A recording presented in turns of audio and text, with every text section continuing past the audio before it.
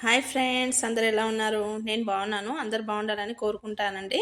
ఈరోజు మనం పన్నీర్ బటానా గ్రేవీ చేస్తున్నామండి.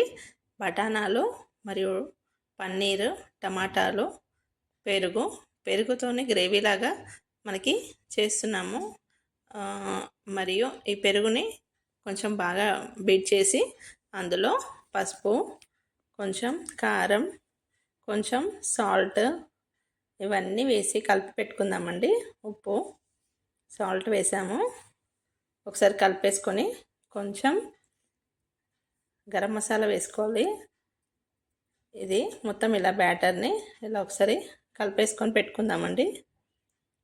టమాటా ప్యూరీ, ఆనియన్ ప్యూరీతో కూడా చేస్తాము, కానీ ఇలా పెరుగుతోని కూడా ఒకసారి డిఫరెంట్గా చేద్దామని. గ్రేవీ టైప్ అవుతుంది దీంతో. గరం మసాలా కూడా వేసి బాగా కలిపేసుకొని పక్కకు పెట్టుకుందామండి. ఇప్పుడు ప్రాసెస్ అనేది చూద్దాము.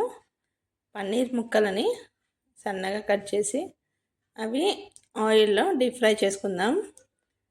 ఫ్రై చేస్తున్నప్పుడే ఇందులో కొంచెం పసుపు వేసామండి. బాగా ఫ్రై చేసుకొని ప్లేట్లోకి అయితే తీసుకోవాలి.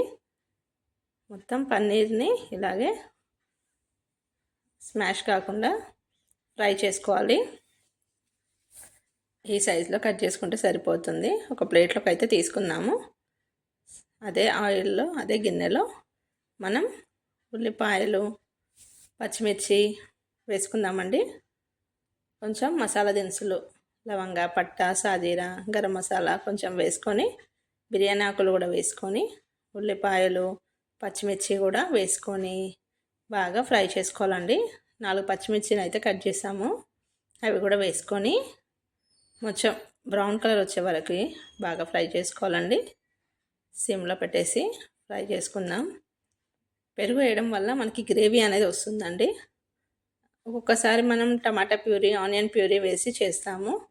అలా కాకుండా ఇప్పుడు ఈ విధంగా చేసి చూద్దామండి. టేస్ట్ అయితే చాలా బాగుంటుంది. బటానా కూడా ఆనియన్స్తో పాటే ఉడికిద్దాము. కొంచెం కలిపేసుకుని ఒకసారి సిమ్లో పెట్టేసుకుందామండి. బాగా ఫ్రై అవ్వాలి. ఇవి మనకి మూత పెట్టి కూడా ఉడికించవచ్చు. ఇలా కొంచెం ఫ్రై అయినాయండి. ఇందులో పసుపు వేసుకుంటున్నాము. నెక్స్ట్ ఒకసారి కలిపేసుకొని ఇందులో అల్లం వెల్లిపాయ పేస్ట్ కూడా వేస్తున్నాము. ఒకసారి బాగా కలిపేసుకోవాలి. ఇది ఆల్మోస్ట్ ఉడికిపోయినాయండి. ఇందులో మనం ఇంకా కారం వేసుకొని ఒకసారి బాగా కలిపేసుకుందాం. కారం, ఉప్పు వేసుకొని బాగా కలుపుకుందామండి. కారం రెగ్యులర్ది కాకుండా ఇది మసాలా కారం వేస్తున్నామండి. మనకు కొంచెం కారం స్పైసీ లాగా ఉంటుంది. ఇది ఎల్లిపాయ కారం లాగా ఉంటుందండి ఈ ఫ్లేవర్ అనేది.